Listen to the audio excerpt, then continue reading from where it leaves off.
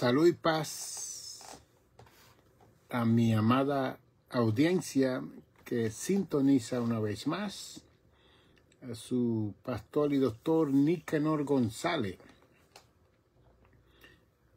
presentando una apologética del Evangelio de Jesucristo, bajo la incorporación de The Good Samaritan Center Monastery Church.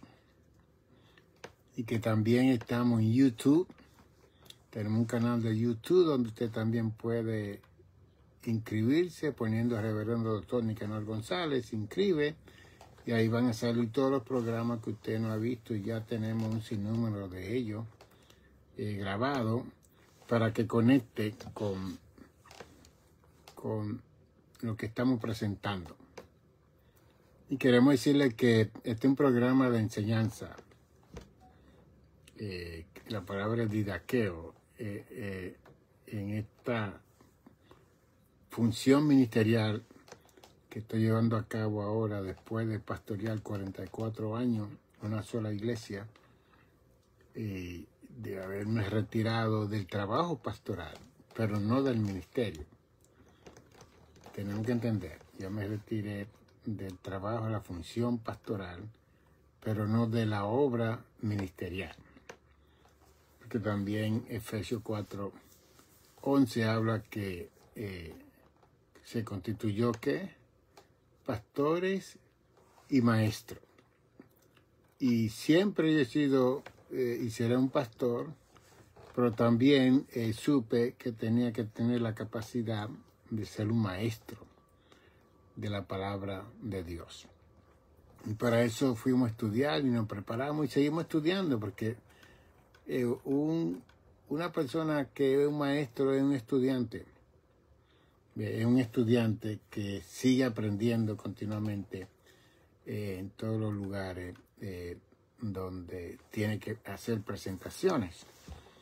Y cada vez que me invitan a ministrar, pues yo tengo que seguir estudiando y orando a Dios para tener la palabra que necesita esa comunidad a la cual se nos invita. Así que usted está viendo y escuchando a un maestro de la palabra de Dios, certificado por la gracia del Señor, estudiado por la gracia del Señor, y que hemos enseñado en el Instituto Bíblico por muchos años, hemos enseñado en el Colegio Bíblico por muchos años, hemos enseñado en seminarios bíblicos por muchos años, en todos los niveles, porque cuando ya uno tiene doctorado, uno puede enseñar en todos los niveles, un seminario. Y he tenido ese privilegio de hacerlo. Y hoy en día estamos haciendo la presentación a ustedes en una forma espontánea y a la misma vez en una forma de adquirir conocimiento y entendimiento de lo que es pertinente al reino de Dios y a la obra del Señor aquí en la tierra. Y cuando hago comentario, cuando hago mis presentaciones, la hago de la forma más simple posible, pero que a la misma vez esa simpleza tiene su profundidad. Y ahí se requieren gente entendida, capacitada, que quieran saber la verdad y conocer la verdad, que esa es la otra situación. Si te anda buscando errores, lo va a encontrar. Si anda buscando falta, lo va a encontrar. ¿Ve? Porque ¿quién no tiene falta en esta tierra? ¿Quién no comete error en esta tierra? ¿Ve? Pero que no se viole lo principal, que no se viole la verdad principal, que es Jesucristo, que no se viole lo que dice Juan 8:32, y conoceréis la verdad y la verdad os hará libre, y si el Hijo libertare seréis verdaderamente libres, que no se viole eso. Lo demás se puede negociar, de tradiciones, costumbres, cultura, ritos, ceremonia, liturgia. Se puede negociar todo eso porque hay muchas cosas que son puestas por nosotros. Y eso ocurre con las denominaciones, los movimientos, los concilios, establecen normas y reglas que las personas que pertenecen a esos lugares tienen que someterse. Y que la mayoría de denominaciones, concilios y movimientos tienen sus normas, sus reglas, sus verdades fundamentales tales de la palabra de Dios, que si usted va a pertenecer a ese grupo de hombres y mujeres, usted tiene que someterse. Y si usted va a violar las reglas de ese lugar donde usted decidió participar, lo más decente que usted puede hacer es irse, renunciar y estar en un lugar donde usted piensa que van a aceptar lo que usted piensa que debe ser. No se defraude, no se queme. Dios no lo llama a usted para ser un mártir, que yo estoy aquí para que la iglesia cambie. Por favor. La iglesia del Señor. Que mientras yo esté aquí, yo voy a estar aquí y voy a confrontar. No sea mártir. Los mártires se murieron los primeros 3 siglos. Entonces son miles y miles y miles de mártires murieron en aquel entonces. Dios anda buscando hombres y mujeres que le adoren, que le alaben y que hablen su verdad a todo el mundo, como dice Mateo 28, 19 y 20. Dios no quiere que usted esté en su iglesia frustrado o la casa de oración frustrado, tratando de que las cosas cambien. Especialmente cuando hay un pastor o una pastora o un líder que está dirigiendo, una líder que está dirigiendo esa congregación. Si usted no es esa persona, usted está ahí para compartir su don, su talento, sus capacidades para ayudar esa obra ministerial. Pero no se vire en contra, no está en contra de lo que Dios ha establecido. Y aunque usted opine diferente, si usted no es el líder principal, usted no se siga quemando. Trate de hacer la voluntad de Dios en la vida suya, donde usted cree que debe estar, que traiga satisfacción a usted, a su familia, y más cuando hay hijos, porque cuando hay hijos muchas veces los padres están luchando contra una institución, contra un ministerio, y entonces los hijos son los que sufren, porque los hijos están ahí, ellos se envuelven en las relaciones con los demás, ¿no? Jóvenes. Entonces cuando ocurren esas cosas así, hay quebranto, hay depresión y hay muchas cosas equivocadas. Es una anotación que le doy a todos ustedes, mi oyente, para que sigamos aprendiendo.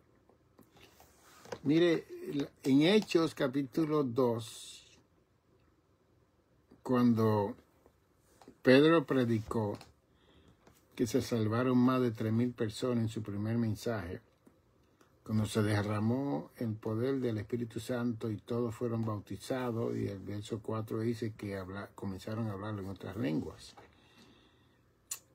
Y después que fueron llenos con la señal inicial de hablar en otras lenguas, entonces Pedro se levantó, porque eran como las 9 de la mañana, y toda esa gente que estaban ahí decían que ellos estaban borrachos. Era la hora 9. Pedro, pero ¿cómo es posible que la gente, más de 120 o más que habían llenos del Espíritu Santo, iban a estar borrachos? Y más que ellos habían estado 10 días ahí ayunando y orando, esperando la investidura de poder del Espíritu Santo en sus vidas.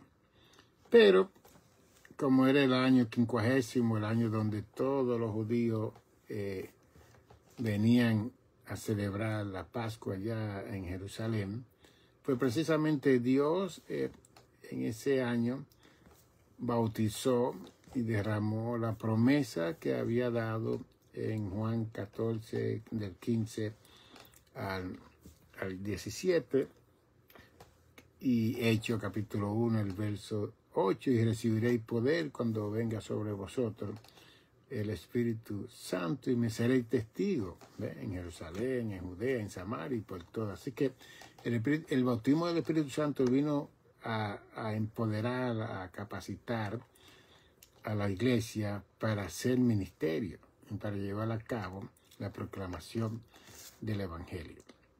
Eso ocurrió en el primer siglo. Y entonces, en el capítulo 2, el doctor Lucas hace un recuento de los acontecimientos del primer siglo y él estableció que sobrevino temor, dice el verso 43, a toda persona y muchas maravillas y señales eran hechas por los apóstoles. Es el verso 43. Y todos los que habían creído estaban juntos y tenían en común todas las cosas. Y vendían sus propiedades y sus bienes y los repartían a todos según la necesidad de cada uno. Y perseveraban unánime cada uno en el templo y partiendo el pan en las casas comían juntos con alegría y sencillez de corazón. Pero el verso 47 quiero darle énfasis, alabando a Dios y teniendo favor con todo el pueblo, y el Señor añadía cada día a la iglesia los que habían de ser salvos. ¿Quién añadía a la iglesia? ¿Los apóstoles? El Señor. ¿Okay? Así que si una iglesia crece en membresía, en feligrese, es porque el Señor determinó enviar esa comunidad a esa congregación. Porque el Señor es el que añade los que van a ser salvos en la iglesia. Bien. Si un concilio crece, es porque la iglesia y sus pastores deciden ser parte de ese concilio, de ese movimiento, de esa denominación. No es el concilio, la denominación, el movimiento en sí, es un grupo de fraternidad de hombres y mujeres, pastores y los feligreses que deciden ser parte de ese concilio, de ese movimiento y de esa denominación. Y eso ha sido así ya para el año 325 después de Cristo. Constantino, cuando hizo el concilio de Nicea, él llamó a todos los sacerdotes de esa época, allá en Roma, y entonces había una discusión grandísima acerca de la deidad de Jesucristo, si Cristo era Dios, si Cristo era hombre. Y entonces Constantino, como los cristianos se unieron a él, y supuestamente él se había convertido al Señor, con la señal da Vinci que viene al cielo, con una cruz y todo, él se unió al cristianismo y entonces ganó la batalla que había en contra del Imperio Romano, porque los cristianos se unieron a él para luchar contra el enemigo. Y él en gratitud hizo ese concilio, 325, el concilio de Nicea, y él fue y se reunieron como más de 400 sacerdotes. Y ahí es que inicia la Iglesia Católica, en el concilio de Nicea. Y entonces él resolvió el problema de la persona de Jesucristo. Entonces él usó la palabra homoousia, que es la palabra que se refiere que Cristo es 100% hombre, que fue 100% hombre y 100% Dios, homoousia. Y esa declaración la puso en pizarrón en un lugar, Constantino, el emperador romano. Y ahí inicia la Iglesia Católica. Bien.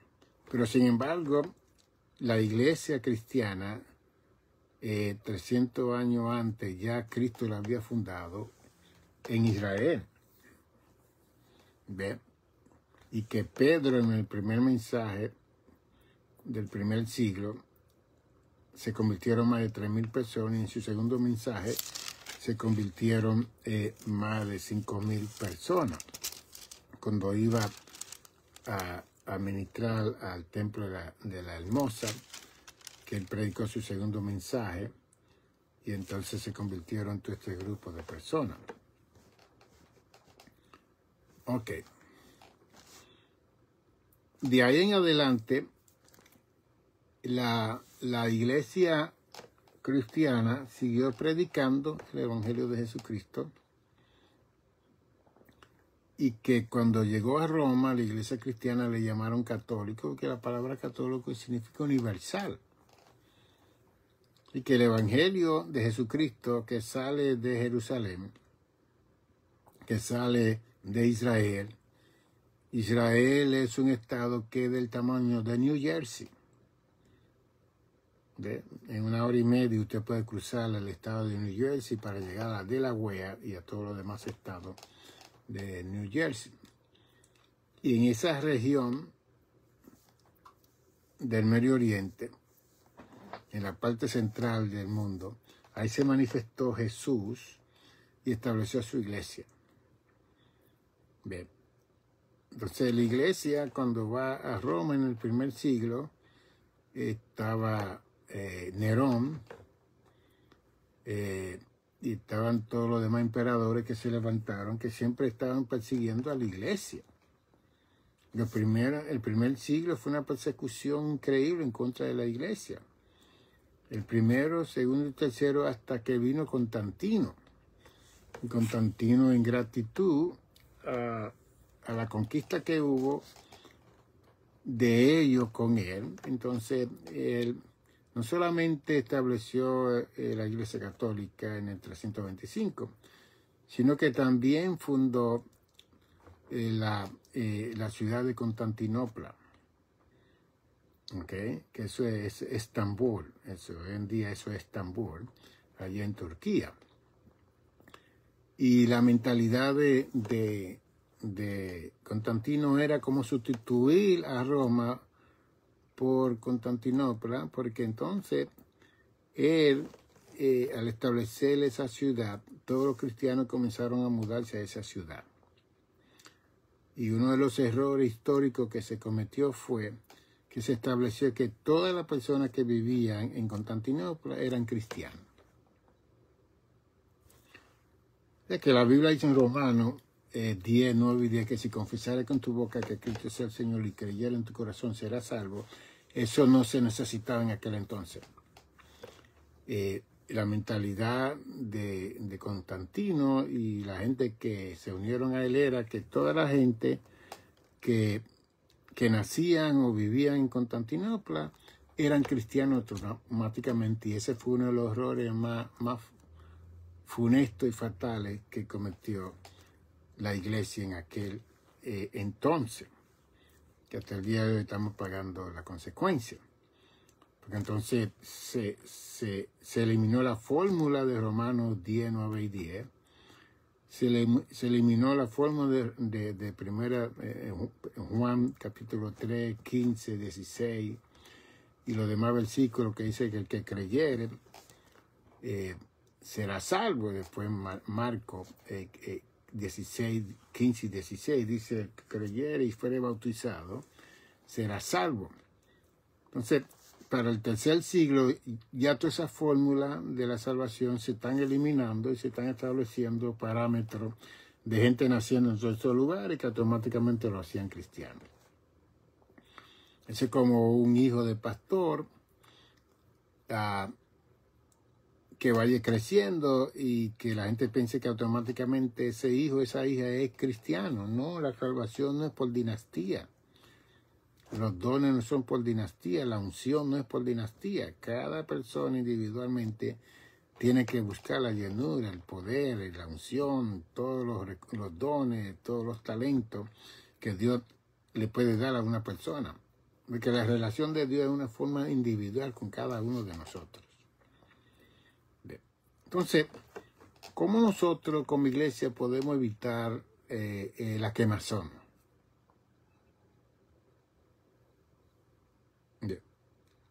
¿Cómo el ministerio puede evitar la quemazón? ¿Cómo los obreros del reino pueden evitar la quemazón? Primero, tenemos que saber y entender y conocer que esta obra es de Dios. Que la Biblia establece que Dios añadía a la iglesia a los que iban a ser salvos. Simplemente que el llamado a la iglesia fue de predicar el evangelio a todas las naciones y a todas criaturas. Predicar el evangelio. No salvarlo. Predicar el evangelio. Y que entonces Dios lo va a salvar por gracia, como dice Efesios 2:8, que esto no es por obra, sino es por gracia, porque es un don de Dios. Entonces, cuando yo quiero obrar para que la gente se salve, y la gente se salvan, y yo pienso que fue por mi obra, estoy teológicamente equivocado. Y es la gracia de Dios que salvó a esa persona. Que yo fui un mediador, muy bien, y aún así la Biblia me da bofetada en primera de Timoteo 2:5, dice que el único mediador entre Dios y los seres humanos es Jesucristo. Así que de ser mediadores somos instrumentos de Dios para la salvación de las personas, como dice en Judas, que hay que predicarle, enseñarle, teniendo misericordia de ellos para librarlo de la multitud de pecados que ellos van a cometer en toda su vida. Que una cosa dice una cosa y otra cosa dice otra cosa, pero la idea es que nosotros tenemos que actuar para no tomar la gloria que le pertenece al Espíritu Santo, a Jesús y a Dios. Y ahí es donde nosotros tenemos que evitar esa quemazón que nos puede venir a cada uno de nosotros de creer que si nosotros no estamos, esto no va a funcionar. Que si yo no estoy ahí, esto no va a funcionar. No. El único indispensable en el universo es Dios. Todos nosotros somos dispensables. ¿Ven? Un pastor va, un pastor viene, una pastora va, una pastora viene. Así que va. Esta obra, cuando Cristo habló en Mateo 16:18, sobre esta roca edificaré mi iglesia y la puerta del infierno no prevalecerá contra ella. Ahora, hay casas de oraciones que se cierran. Hay templos que se cierran. ¿Por qué ocurre esa cosa? Ya eso son cosas económicas y eso son otras cosas. Como supermercados que se cierran, como compañías que se cierran. Cuando se vende un producto y ese producto la persona no lo están comprando, los dueños, las personas que están dirigiendo ese producto van a tener que cerrar porque van a entrar en un déficit. Y ahí viene la bancarrota y vienen todas esas cosas. Porque hoy en día todo es por dinero. Todo lo que se hace en esta tierra tiene que ver con dinero, finanzas. Y he visto supermercados que han gastado millones en el área de nosotros. Y ya a los 3 meses los tienen cerrados. ¿Qué pasó? Farmacia. He visto casas de oraciones tremendas y de repente hay una compañía, hay una bodega, ya no está ahí la casa de oración. Y todo porque todo tiene que ver con gente. Si la gente no viene, la casa de oración no va a poder estar porque hay que pagar luz a Con Edison, gas a Con Edison, teléfono, hay que tener el edificio en orden porque entonces si hay desorden y se están violando las leyes y usted tiene un edificio, la misma ciudad lo va a cerrar. La misma ciudad lo va a cerrar. Yo ministré un templo de 3 pisos, una sinagoga judía. Y yo he tenido la experiencia en 44 años. En un momento dado, el templo tiene 50 pies de alto. Un ladrillo de allá arriba, un ladrillo se cayó. Y alguien de la comunidad llamó a la ciudad. Cuando yo vine al otro día, yo no podía entrar a mi templo, lo tenían cercado y cerrado. Me dijeron, ninguno de su congregación puede entrar a este lugar en este momento, hasta que no arreglen esa parte de arriba. Un ladrillo. Ese es el orden que hay aquí en esta nación. ¿Ve? Le pusieron la cinta y todo, y me dijeron, hasta que usted no arregle eso, reverendo, usted no puede usar este templo. Un ladrillo. ¿Ve? Y fue alguien de la comunidad que llamó, que vio el ladrillo caer. Yo, que pude, llamé a la compañía Colgate para ponerle un andamio que nos costó $6,000. Solamente ponerle el andamio enfrente de la iglesia y después buscar compañía para arreglar el ladrillo o la pared de arriba. Vino una compañía que me estaba cobrando $80,000, casi $100,000 para arreglar un ladrillo. Pero yo, llevando a cabo el presupuesto de la iglesia, seguí buscando otras personas que pudieran. Y me dijeron que los indios eran unos expertos haciendo esa clase de trabajo. Y me busqué una compañía de indios y ellos me cobraron $14,000 por hacer el trabajo. Y me hicieron media mitad de la pared, hasta una cruz pusieron al frente, que yo les pedí que hicieran eso. Le gastamos $21,000 en un mes, pero cuando pusieron el andamio ya pudimos entrar, pero ese domingo no pudimos dar servicio. Y yo fui a la iglesia El Faro, donde yo me crié, le pedí permiso al pastor y ese domingo estuvimos la iglesia dando servicio por la tarde en la iglesia El Faro, donde yo me crié desde niño. ¿Qué le estoy diciendo? Que hasta que no se arregló eso, la ciudad nos cuidó a nosotros que hubiera un accidente, que otro ladrillo se caiga y le haga daño a una gente de afuera, porque está en la demanda, porque en este país no solamente hay edificios, aquí los edificios tienen que estar en orden, completamente en orden, en todo. Y así que no es simplemente cantar y hablar lengua y brincar y saltar y la unción y el poder. Usted tiene que ser un buen administrador en este país. Que si en los demás países dejan pasar un montón de cosas y aquí no. Aquí todo tiene que estar en ese orden. ¿Ve? Y después entramos al templo después de ese domingo y seguimos trabajando para la obra del Señor. Entonces, ¿qué estamos enseñando en este día? Constantino establece la Iglesia Católica para el 325 después de Cristo. Y la Iglesia Católica se desarrolla como una iglesia monstruosa, gigantesca, con papas y sacerdotes y cardenales y monjas. Y ellos hicieron su grupo administrativo. Y ahí estaba envuelto también el cristiano, estaba envuelto ahí en esto. Pero la iglesia, los cristianos que estaban dentro de la Iglesia Católica tuvieron su diferencia. Y entonces se quedó el cristianismo honrando a Jesús de una forma y se quedó la Iglesia Católica honrando a Jesús de otra forma. Hasta que llegamos al año 1517, en Alemania, cuando un monje católico, catedrático, maestro de uno de los seminarios ahí en Alemania, en Luxemburgo, decidió contrarrestar un sinnúmero de cosas que tenía la iglesia que él decía que no eran bíblicas. Y Martín Lutero, siendo de la misma iglesia, pues se rebeló en contra del poder y la autoridad y el papado de ese entonces. Él fue perseguido y todo. Y ahí es que nace lo que se llama el protestantismo, 1517.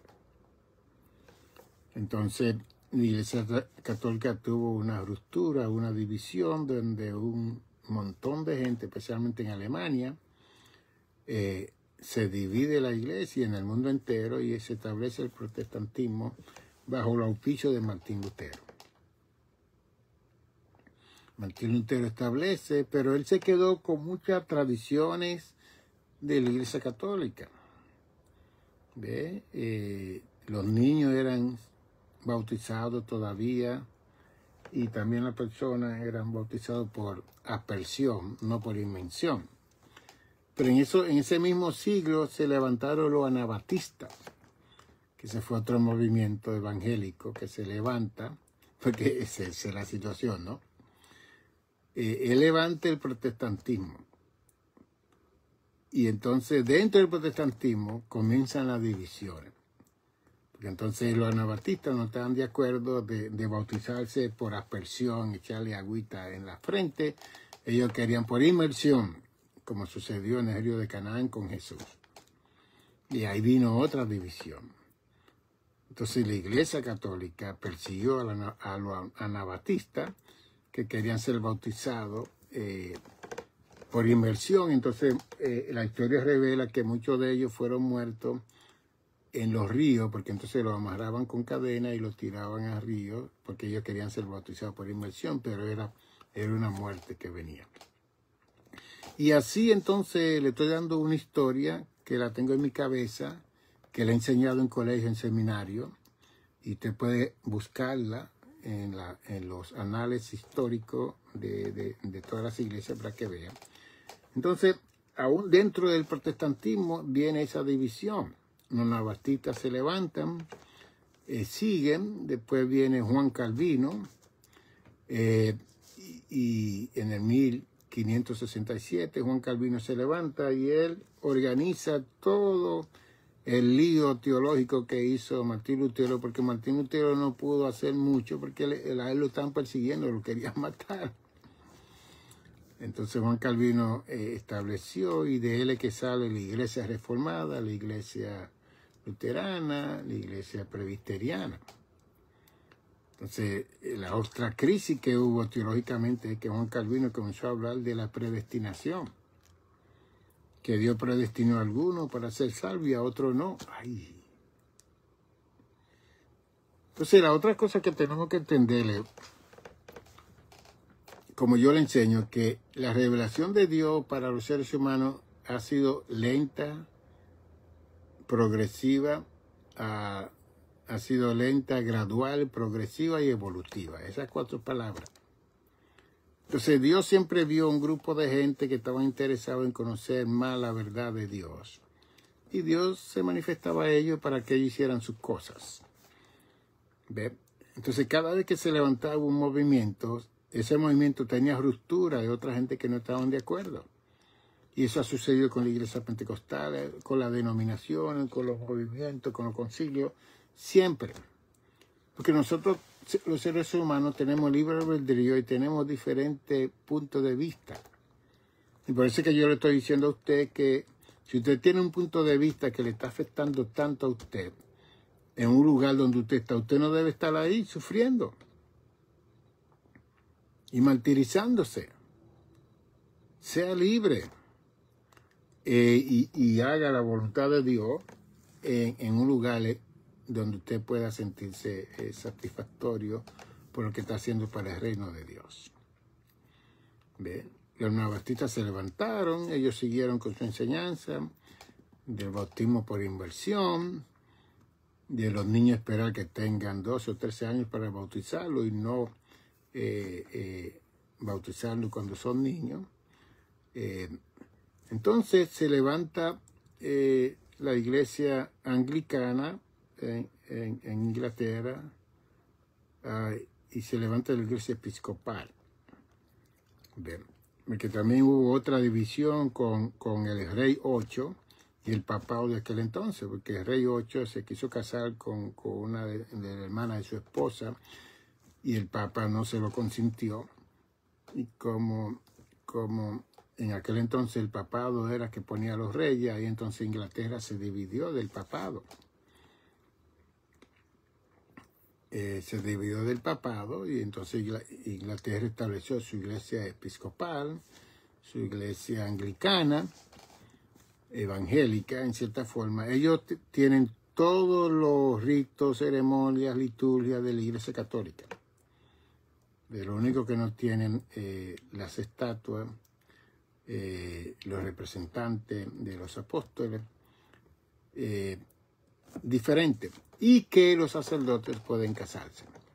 La iglesia episcopal, anglicana, luterana, reformada, presbiteriana, metodista, bautista, los sacerdotes podían casarse, que ese fue otra crisis que hubo también, de las divisiones. Cuando hubo la división, entonces, habían todos los ritos católicos en esos primeros siglos, pero los sacerdotes se podían casar.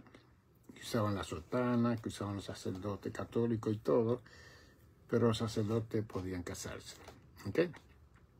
Y dentro de ello, siempre hubo la ruptura.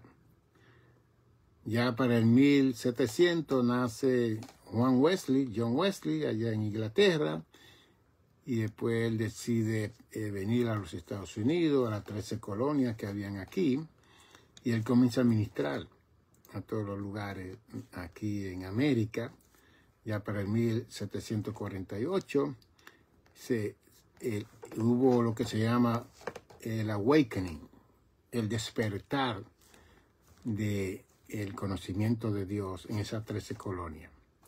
¿Ve? Entonces, él tenía el pelo largo hasta aquí, usaba una sotana, y Juan Wesley fue el que estableció la iglesia metodista de santidad. Él estableció la iglesia metodista de santidad y tenía el pelo hasta aquí. Qué bien interesante eso, ¿no? En aquel entonces los hombres no se cortaban su pelo y muchas veces tenían hasta barba y todo, normal, como los judíos, el judaísmo. Y entonces desde el 1748 hasta el año 1776, cuando entonces América se libera de la corona de Inglaterra y América se convierte en un país independiente de Inglaterra, dejan la autoridad del rey de Inglaterra y entonces adaptan a esta nación como una nación cristiana. ¿Ve? Y entonces, para el 1798, entonces ocurre el segundo despertar. En el segundo despertar, por ejemplo, en el 1748 fue el primer awakening, despertar, donde hubo un conocimiento amplio de Dios en esas 13 colonias que había. Entonces, después que se derrama ese conocimiento de Dios, ya para el 1798, hubo un despertar, pero de crecimiento. Y la historia revela, eso fue parte de mi tesis doctoral, que yo le estoy hablando de memoria, porque yo tuve que leer todo esto y escribir en mi tesis doctoral. Para el 1798, entonces, la iglesia metodista, que era la principal, creció a 1.500.000 personas. 1.500.000 personas. La iglesia bautista creció a 900.000 personas en su feligresía, y la iglesia presbiteriana creció a 500.000 personas. Para 1.500.000 personas metodistas, 900.000 bautistas y presbiterianos a 500.000. Para el 1795 aquí lo que habían eran como 5 millones de población. Como 5 millones de población, que eso fue lo que ocurrió 2000 años atrás, cuando la iglesia emergió y salió en el capítulo 2, cuando se derrama el Espíritu Santo, que Pedro predica su primer mensaje, que se convierten 3.000 personas, y su segundo mensaje se convierte en el capítulo 3, del 11 en adelante, se convierte en 5.000 personas. O sea que en Jerusalén, con los dos mensajes que Pedro predicó, se convirtieron más de 10.000 personas, literalmente. Y la población en Israel en ese entonces era de 25.000 en población. Y por eso es que cuando usted lee el libro de los Hechos, usted ve que los sacerdotes, los escribas, los intérpretes, dice, el mundo se va tras ellos. Hay que pararlo. Que no mencionen ese nombre, que paren de decir, que no hablen de Jesús. Entonces, imagínense el déficit que hubo en Israel con esos religiosos que tenían atado a esos pobres judíos con sus leyes, que ellos mismos no la podían cumplir. Que en 2 mensajes de Pedro, de 25,000 se salvan más de 10,000 personas. Y por eso es que ellos levantaron entonces una persecución en contra de la iglesia de Jesucristo. Y entonces los discípulos se movieron a Antioquía y a Roma y a todas esas ciudades que en Israel no se podía estar. El judaizante lo quería. Bueno, ahí dice la Biblia en Hechos que hubieron judíos que dijeron que no iban a comer hasta no matar a Pablo.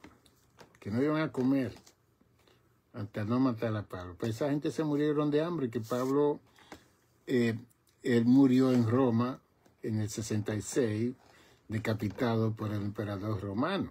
Así que y después Pedro, Nerón también lo crucificó. Entonces, ¿qué le estamos diciendo con toda esta historia y todo esto? Los primeros 3 siglos fueron siglos de defensa de la persona de Jesucristo. No había tanta mención del Espíritu Santo, de la santidad, de poder, de unción. Era porque era ilegal ser cristiano en los primeros. Si usted no podía decir que usted era cristiano, que lo mandaban al Coliseo y lo mataban. Si no lo hacía el Imperio Romano, lo hacían los judaizantes. Lo metían preso. Entonces, en los primeros 3 siglos la iglesia estaba escondida. Cuando van a Roma, ¿se van a dónde van? Se van a la parte de abajo de la tierra, a la catacumba. Yo fui a ese lugar, 17 kilómetros, ahí estaban los cristianos escondidos, guardando, no la Biblia, una página, una carta de Pablo, una carta de Pedro. Ellos no llegaron a tener la Biblia después de 300 años después de Jesucristo, que es la otra realidad contextual histórica. ¿Ven? Y tuvieron la fe, la confianza y preservaron lo que nosotros tenemos hoy en día. Y tenemos que darle gracias a todos ellos que se sacrificaron, fueron mártires y dieron su vida por nosotros. Entonces, transcurren todas esas edades, como que el cristianismo estuvo pasivo, la iglesia católica tomó control del mundo, que la iglesia católica llegó un tiempo donde ellos ponían los reyes de los pueblos, porque Roma fue el imperio mayor. Los emperadores romanos decían que ellos iban a gobernar 1000 años de luz. Esa era la mentalidad del imperio romano. Y entonces dentro de eso estaba la religiosidad y los ritos y la ceremonia y todas las cosas, porque ellos conquistaban a los pueblos y los pueblos tenían que creer en lo que ellos creían. Después del 4 o 5 siglos, cuando ya la iglesia sale de la catacumba y siguen predicando y todo, ahí se levanta Mahoma. Mahoma nace ya para el año 530 para allá, después de Cristo. Para el año 600, ellos conquistan a Constantinopla, el Islam. Entonces ellos hicieron una estrategia, que toda la gente que vivía en Constantinopla no tenía que pagar tasas y se convertía al islamismo. ¿Ve? Esa fue otra situación que hubo. Después edificaron el templo de la mezquita de Omar, que está en el mismo centro de Jerusalén, que tiene la cúpula. Yo entré a ese templo también, y lo que tiene son muchas letras de oro de 6, 7 pies y una piedra en el medio. Eso es lo que hay en ese templo. Pero entonces todo estaba tranquilito. Todo estaba en su normalidad. Y la Iglesia Católica, con sus ejecuciones y su persecución en contra de toda la gente que no creía en lo que ellos enseñaban, todo, eso es historia. Pero los cristianos estaban a las periferias, estaban en sus lugares tranquilitos, con su enseñanza, luchando y todo. No se vio avivamiento, no se vio nada. Hasta que llegamos a 1867 en Wales, allá en Inglaterra, que hubo un mover del espíritu. Se habla de ese avivamiento, pero no se habla como tan grande y tan poderoso. Hasta que llegamos aquí a América en 1906, donde Dios toma a un esclavo de llamado Joseph Seymour, tuerto de un ojo de 6 pies, de la iglesia de la profecía. Y Joseph Seymour viene a ministrar a una campaña allá en California, en Los Ángeles, y mientras él está ministrando, él oyó que había un bautismo del Espíritu Santo. Él oyó eso. Y que William Paula, un hombre hermoso, con ojos verdes, hermoso, blanco, tenía una escuela que estaba enseñando acerca del bautismo del Espíritu Santo. Y que William Paula en esa escuela, él enseñó el capítulo 2 de los Hechos a un grupo de estudiantes. Y entonces William Paula, él era evangelista. Lo curioso de William Paula, un hombre blanco, que era evangelista, era que cada vez que le daba una campaña venía vestido de indio, de chino. Entonces la gente por ver el vestuario de William Paula iban a la campaña. Y era un poco fogoso y avivado y aquí y allá. Pero él era un maestro, él estaba enseñando el libro de los Hechos. Entonces una de esas campañas se fue varios días. Y cuando se fue varios días, los estudiantes de él comenzaron a estudiar el libro de los Hechos y comenzaron a pedir el bautismo del Espíritu Santo. Y dice la historia que Dios bautizó a la hermana Ana O. Y que ella estuvo como 3 días hablando en chino sin parar en la escuela. Y después, cuando vino William Paula, el maestro, él también pidió para que Dios lo bautizara. Entonces, eso ocurrió. Pero Joseph Seymour, el moreno, africano, descendiente de esclavos, estaba en esta iglesia de la profecía y él oyó del bautismo de poder y él dejó la campaña para ir a la escuela de Seymour, de William Paula, para recibir esa unción, ese poder, ese bautismo de poder y hablar en otras lenguas. Bien. Y lo interesante fue que cuando él fue, para el 1900 estaba la ley de Jim Crow aquí en los Estados Unidos. La ley de Jim Crow impedía que los blancos estuvieran al lado de los negros y los negros al lado de los blancos. Y cuando vino este hombre de Dios, evangelista, hombre que Dios está usando, él tuvo que estar en la parte del pasillo del salón porque no le dejaban entrar al salón donde estaban los cristianos estudiando acerca del Espíritu Santo. Y ahí en el pasillo Dios lo bautizó. Porque Dios no tiene excepción de personas y todo. La cosa es que Joseph Seymour recibe el bautismo del poder del Espíritu Santo. Y entonces habla lengua y brinca y salta y todo. Entonces él va a la iglesia de nuevo para seguir su campaña. Y la iglesia la tenían cerrada con cadena y todo porque ellos no creían en ese bautismo de poder. Y ahí es donde Joseph Seymour alquila un lugar, el 312 de Azusa Street allá en Los Ángeles, que medía 40 de ancho por 60 de largo. Y él estableció un altar que era una caja de limpiabotes. Ahí él oraba día y noche. Y más de 3 años y medio, Dios tomó a este hombre y lo usó para traerle el avivamiento más grande que ha tenido América, más que el primer despertar del 1748, de 1798. Venían gente de Inglaterra, venían gente de Alemania, venía gente de Europa a recibir el poder del Espíritu Santo. 1906. Y la historia dice que cuando la gente se acercaba en el tren a Azusa, que ellos sentían la ráfaga del Espíritu Santo que los tocaba y todo. Y el culto que se daba en ese lugar era un lugar de 60 por 40 y ahí entraban más de 1000 personas, no sé cómo, y él era el que ministraba y no había un culto formal, sino que venían los chinos, los franceses, los italianos, los europeos, los rusos, y se levantaban, hermano, hablando en el idioma de la persona que estaba ahí, el evangelio. Y así fue que se levantó ese movimiento por 3 años y medio. Bien. Eso ocurrió en 1906, siguió para el 7, 8, 9, 10, 11, 12 y 13. Y en el año 1913 se reunieron un grupo de personas para invitar a todos los que habían recibido el bautismo del poder del Espíritu Santo.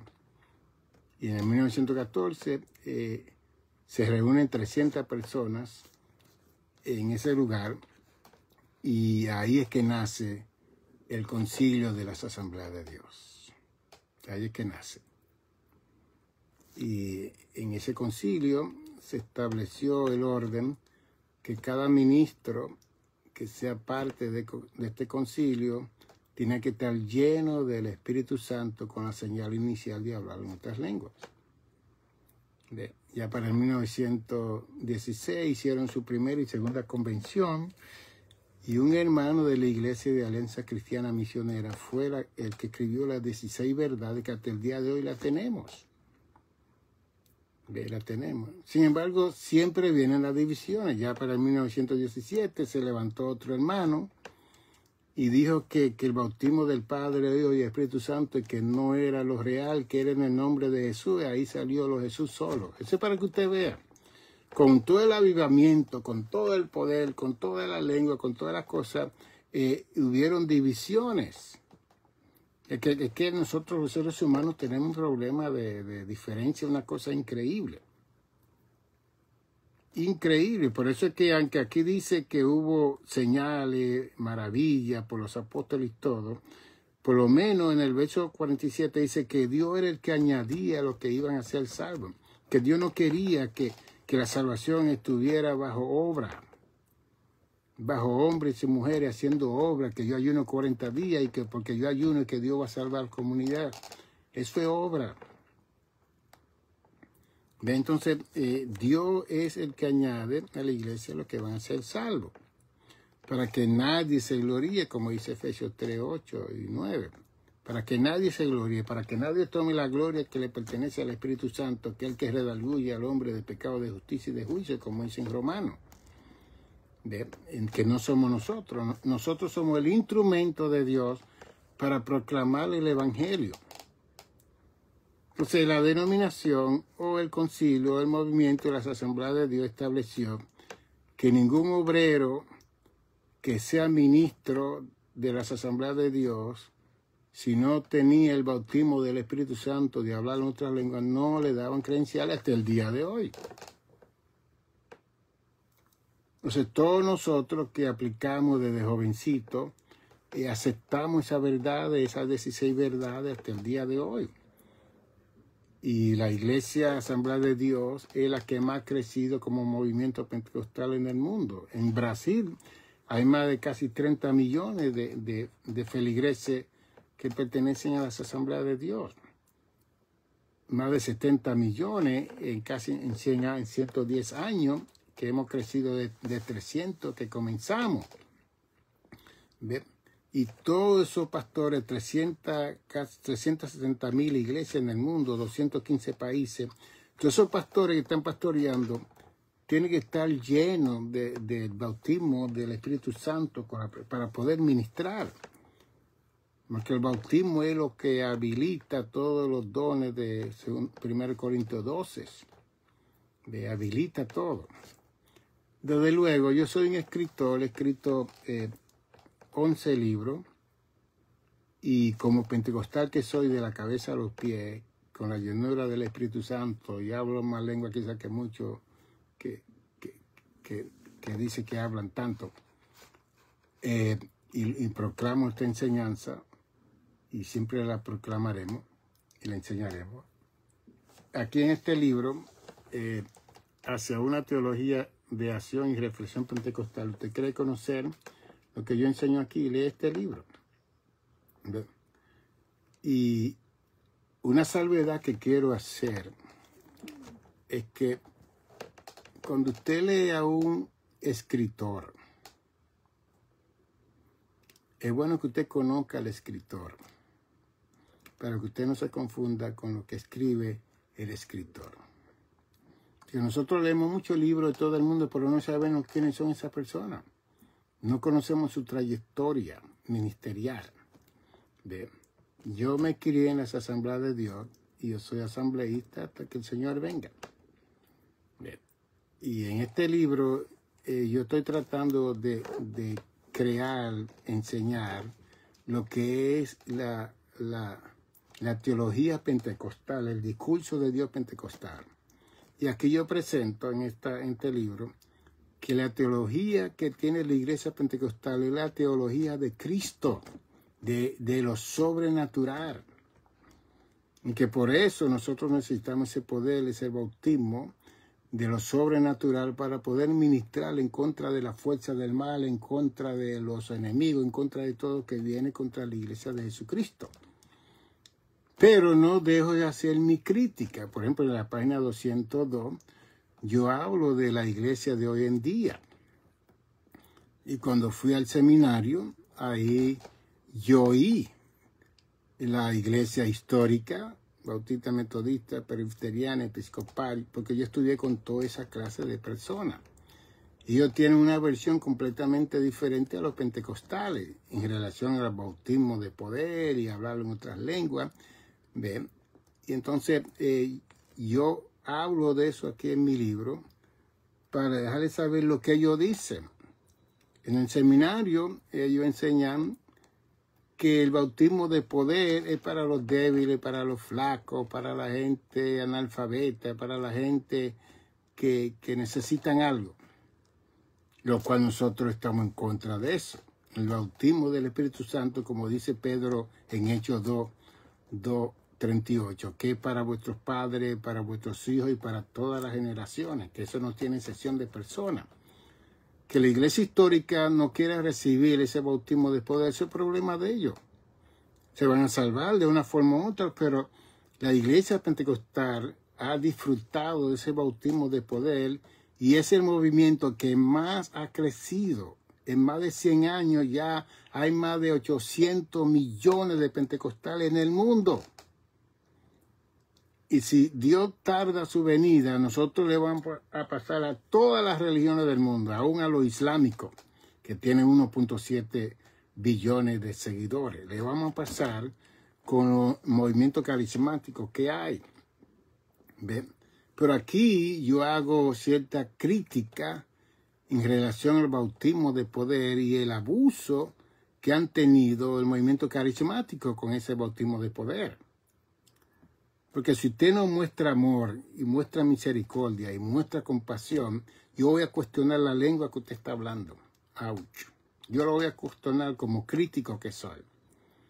Porque cuando viene ese bautismo de poder, como sucedió con Pedro, Pedro fue un hombre transformado después del bautismo, pero mientras tanto él negó a Cristo. ¿Y él qué no hizo?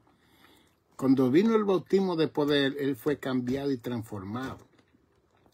Entonces, si algo se tiene que enseñar en la iglesia pentecostal, que sí busquemos el poder, busquemos la unción, busquemos el bautismo, hablemos en otras lenguas, pero es para seguir cambiando, para que Dios siga modificando nuestro carácter, Dios siga obrando en la vida de nosotros y que se habiliten todos esos dones que habla en capítulo 12 de 1 de Corintios. Y que se manifieste el fruto del Espíritu que habla Gálatas 5, 22 y 23, que comienza con el amor y el gozo y la paz. Entonces, no podemos estar brincando y hablando lenguas sin mostrar los frutos del Espíritu y creer que vamos a ser usados con los dones. Entonces, hay un grupo de gente que ha mal usado, ha mal interpretado, ha hecho daño a la iglesia carismática pentecostal en el mundo entero. Han abusado de esta capacidad. Y gracias a Dios que la Asamblea de Dios ha sido un movimiento serio que mantiene sus verdades y que cuando usted difiere de una de las 16 verdades, usted tiene que ser desalojado porque todos los años uno tiene que llenar la aplicación para ser renovada su credencial y ser ministro ordenado, y están las preguntas: ¿cree usted todavía en la doctrina del cardinal? Y si pone sí, ya, no hay que hablar más nada. Pero cuando usted lee escrito así como este, usted está leyendo a una persona con una mente crítica constructiva. Porque yo no voy a contradecir lo que yo he aprendido en la Biblia y lo que yo he aceptado del concilio de las Asambleas de Dios. De ninguna forma yo puedo contradecir eso y hablar lo contrario. ¿Ve? Y entonces, y más que he sido ejecutivo, yo fui vicepresidente del Distrito Hispano del Este por 23 años. Fui presidente de los jóvenes del año 76 hasta el año 1981. Entré al pastorado en el 79 y duré 44 años. Cuando era presidente de los jóvenes, era una semana de retiro, de lunes a viernes. Yo me levantaba a las 3 de la mañana y a las 4 de la mañana con un grupo de jóvenes a orar por el bautismo del poder del Espíritu Santo. Y el viernes por la noche yo, juntamente con el grupito que oraba conmigo, le poníamos la mano y cientos de jóvenes eran bautizados y hablaban en otra lengua. Esos retiros eran una cosa increíble. Los muchachos venían llenos a sus congregaciones, que los domingos los pastores les daban los servicios a los jóvenes cuando venían de Mahanaim, llenos del Espíritu Santo.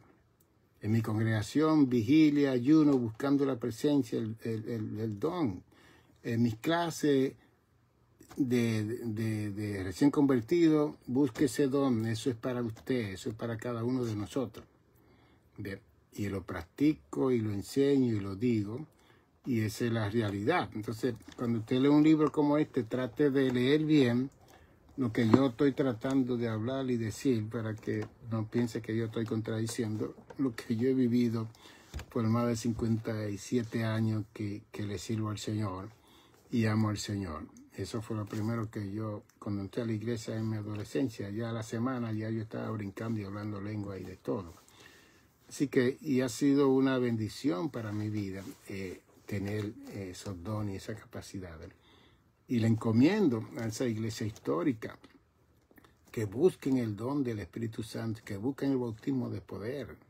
Y yo sé que Dios ha bautizado presbiteriano, episcopal, bautista católico, monje, sacerdote han sido bautizados con el poder del Espíritu Santo, y se está cumpliendo lo que dice Joel 2:28, que en los postreros días Dios derramará su Espíritu sobre toda carne.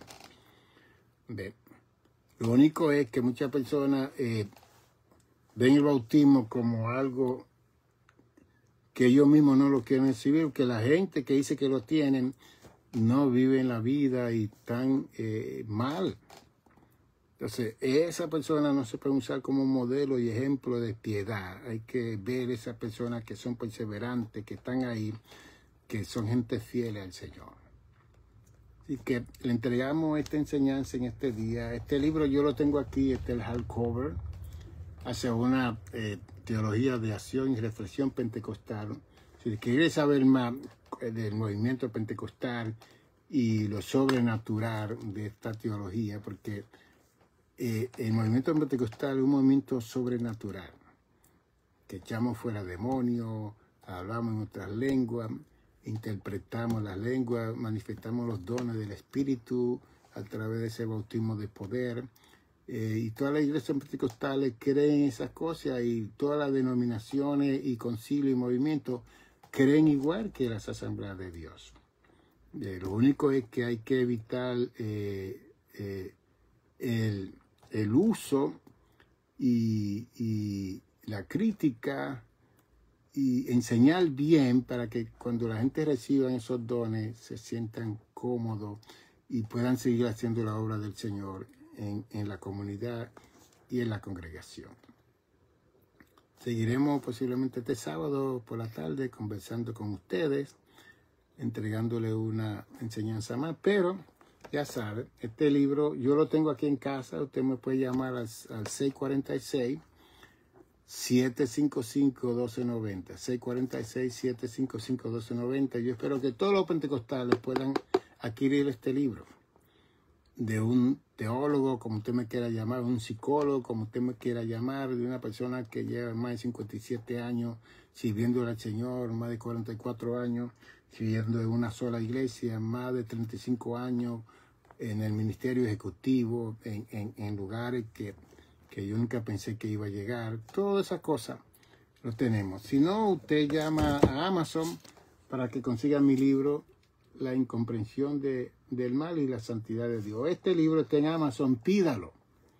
Que estamos levantando algunos fondos para mandar este libro a Amazon y que lo puedan interpretar en inglés para que los jóvenes puedan tener su teología escrita por un hispano para un pueblo hispano.